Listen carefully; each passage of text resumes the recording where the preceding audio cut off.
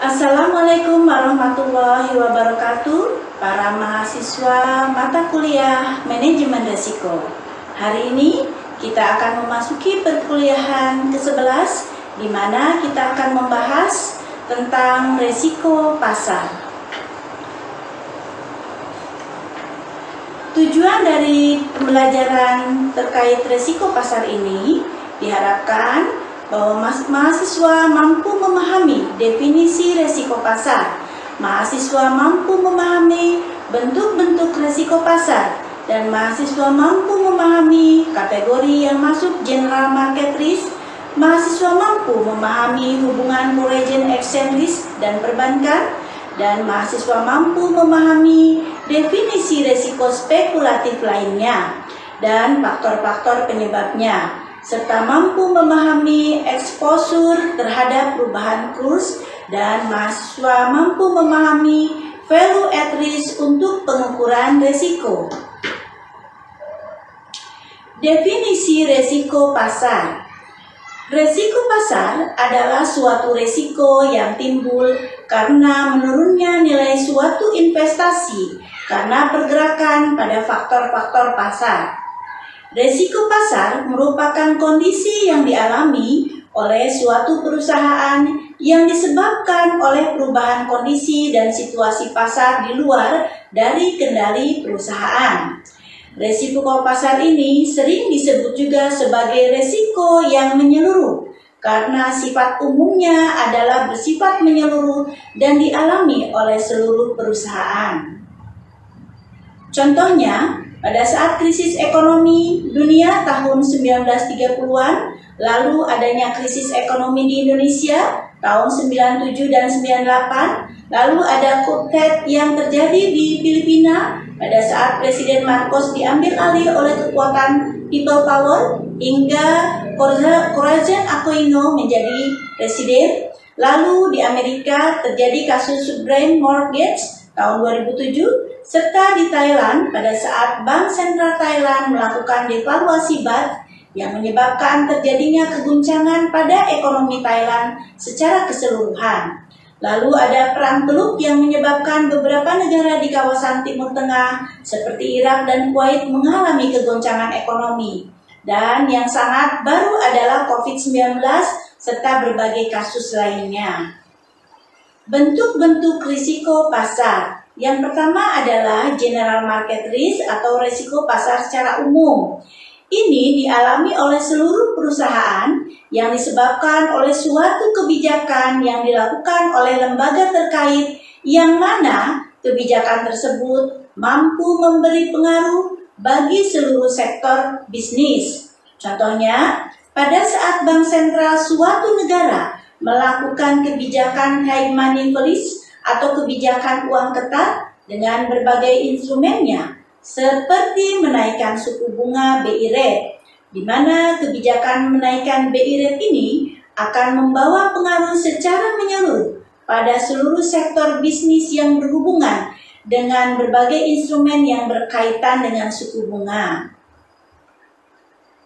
Lalu, selain itu, contoh juga pada saat BI rate dinaikkan, maka suku bunga kredit di perbankan akan mengikuti kondisi tersebut, yaitu turut menaikkan suku bunga kredit, terutama jika perbankan tersebut menerapkan perhitungan bunga secara sliding rate. Nah, perhitungan berupa kredit secara sliding rate adalah hitungan pada pembebanan bunga terhadap nilai pokok pinjaman akan mengalami penurunan dari setiap bulan ke bulan berikutnya, yang mana ini disesuaikan dengan menurunnya besar nilai dari pokok pinjaman sebagai efek dari adanya pembayaran cicilan pokok pinjaman yang dilakukan oleh seorang debitur, sehingga para pelaku bisnis kembali mengambil kredit dan mendepositokan sejumlah uangnya ke bank. Lalu yang kedua adalah specific market risk atau resiko pasar secara spesifik.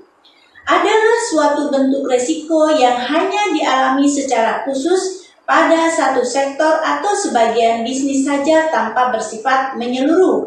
Contohnya, pengumuman yang dikeluarkan oleh suatu lembaga penilai di mana lembaga penilai tersebut memiliki reputasi yang baik dan diakui oleh publik, bahwa mereka mengumumkan bahwa perusahaan ini memiliki kinerja yang rendah dan memiliki utang yang besar, serta laporan yang dipublikasikan selama ini kepada publik tidak sesuai dengan sebenarnya, sehingga atas berita tersebut saham dan obligasi perusahaan tersebut langsung jatuh, dan jatuhnya saham serta obligasi perusahaan tersebut tidak diikuti oleh perusahaan lainnya.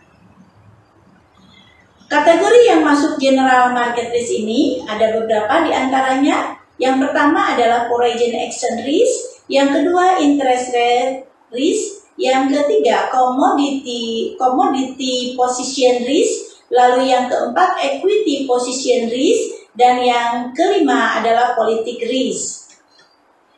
Yang pertama, foreign exchange risk ini secara umum dalam ilmu keuangan dikenal dua bentuk pasar, yaitu pasar modal atau capital market dan pasar uang, money market. Kedua bentuk pasar ini pada prinsipnya saling memiliki keterkaitan satu sama lainnya.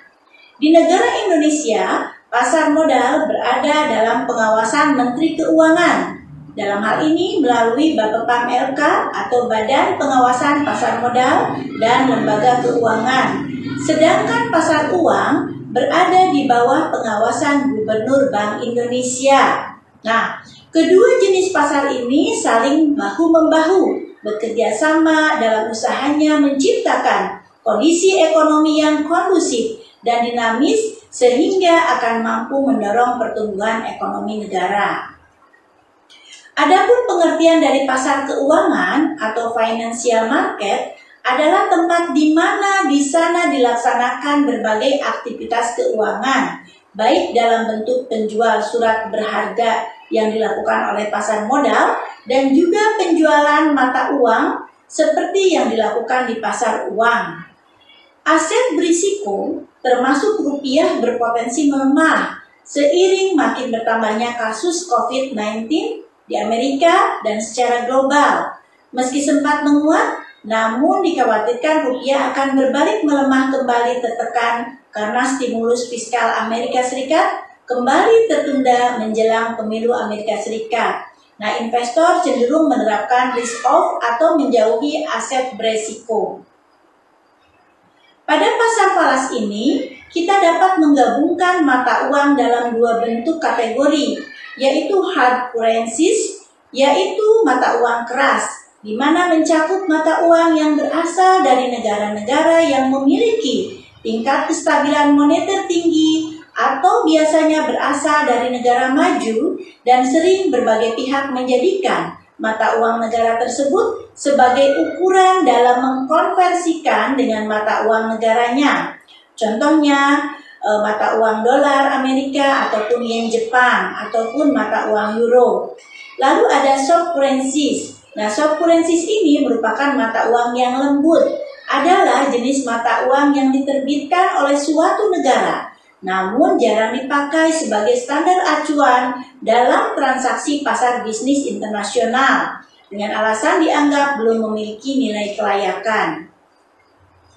Yang kedua adalah interest rate risk, di mana merupakan resiko suku bunga. Adalah resiko yang dialami akibat dari perubahan suku bunga yang terjadi di pasaran yang mampu memberi pengaruh bagi pendapatan perusahaan.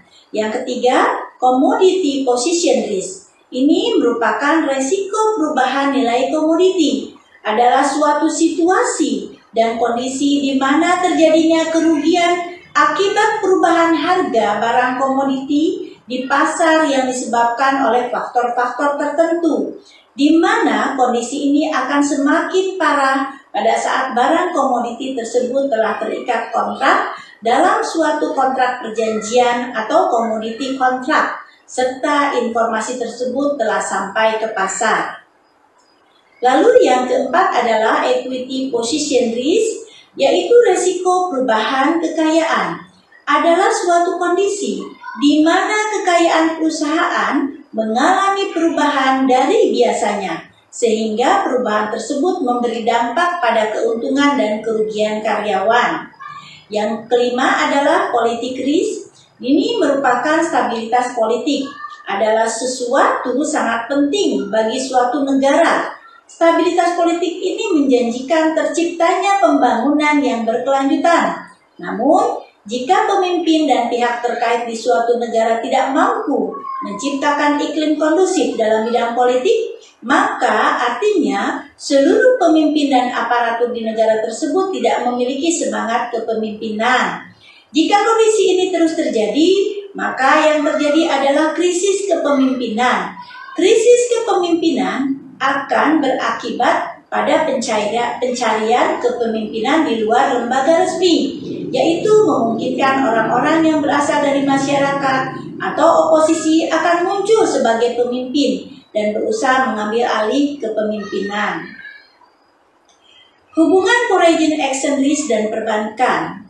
Perbankan adalah lembaga mediasi yang menghubungkan mereka yang kelebihan dana atau surplus dan mereka yang kekurangan dana atau defisit. Penempatan posisi ini menyebabkan banyak pihak menjadikan perbankan sebagai bagian yang tidak dapat dipisahkan dalam ruang lingkup kerja dan aktivitas bisnis mereka. Artinya, secara otomatis perbankan terseret dengan sendirinya untuk masuk ke dalam resiko pasar atau market risk. Kondisi dan situasi terbentuknya market risk mampu mendorong untuk ikut berubahnya beberapa produk perbankan seperti deposito, tabungan, giro, keputusan kredit, keputusan investasi, dan lain sebagainya. Faktor-faktor yang mempengaruhi terjadinya gejolak harga di pasar. Menurut Masyud Ali, ada 6 faktor yang mempengaruhi terjadinya gejolak harga di pasar, yaitu faktor fundamental ekonomi, lalu terjadinya peristiwa besar dalam ekonomi dan politik, adanya campur tangan financial authorities, lalu adanya perimbangan kekuatan permintaan dan penawaran, adanya likuiditas pasar, serta suburnya kegiatan arbitrase. Definisi resiko spekulatif lainnya, yaitu di sini adalah resiko perubahan kurs. Kurs adalah suatu mata uang relatif terhadap mata uang lainnya. Sebagai contoh, kurs rupiah barangkali ditulis sebagai berikut. Kurs rupiah 13.000 terhadap dolar mempunyai arti bahwa 1 dolar Amerika Serikat nilainya sama dengan 13.000 rupiah. Nah, perubahan kurs barangkali yang lebih penting diperhatikan daripada nilai absolut dari kurs. Jika rupiah mempunyai kecenderungan melemah terhadap dolar Amerika, maka kecenderungan tersebut bisa mengindikasikan sesuatu. Mata uang suatu negara merupakan cerminan kondisi ekonomi suatu negara. Jika perekonomian suatu negara membaik, maka mata uang negara tersebut cenderung menguat terhadap mata uang negara lainnya. Karena itu, jika mata uang suatu negara melemah terhadap mata uang negara lain, maka ada kemungkinan bahwa kondisi negara tersebut melemah dibandingkan dengan sebelumnya. Jika suatu negara menetapkan kurs mata uangnya terhadap mata uang lain, maka perubahan kurs tidak lagi terjadi mekanisme pasar. Perubahan kurs dilakukan oleh pemerintah secara resmi. Faktor-faktor yang menyebabkan perubahan kurs. Salah satu di antaranya adalah perbedaan inflasi, lalu adanya perbedaan tingkat bunga, adanya independensi bank sentral, adanya pertumbuhan ekonomi, dan adanya ekspektasi. Terhadap perubahan kurs, eksposur transaksi. Eksposur transaksi adalah eksposur yang terjadi karena perusahaan memasuki kontrak tertentu yang kemudian memunculkan sejumlah nilai uang yang rentan terhadap perubahan kurs. Eksposur akuntansi. Eksposur akuntansi ini terjadi karena laporan keuangan dengan mata uang tertentu kemudian dikonversikan ke laporan keuangan dengan mata uang lain atau rentan terhadap perubahan kurs. Lalu eksposur operasi. Eksposur operasi adalah operasi perusahaan yang rentan atau terekspos terhadap perubahan kurs. Dan eksposur ekonomi, eksposur operasi digabung dengan eksposur transaksi menjadi eksposur ekonomi. Eksposur operasi adalah nilai perusahaan yang rentan terhadap perubahan kurs.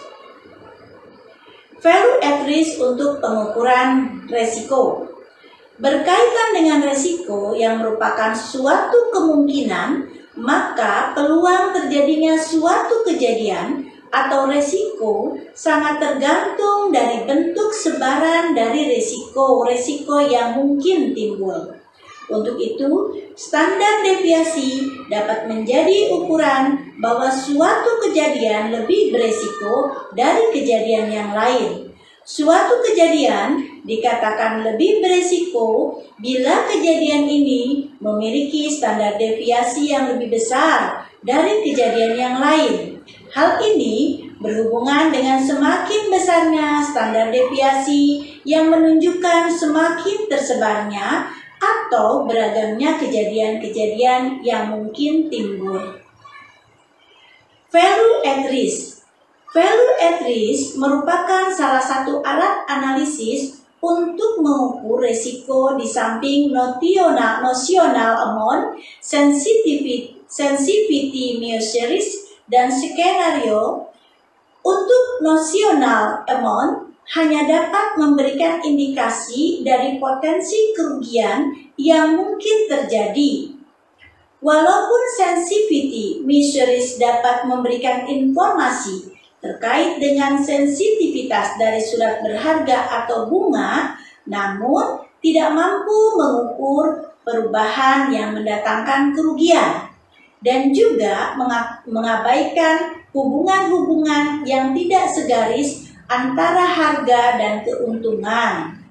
Sedangkan skenario mampu untuk menggambarkan hubungan nonlinear dan juga pengaruh yang ekstrim terhadap harga, namun tidak dapat menghubungkannya dengan potensi kerugian yang mungkin terjadi.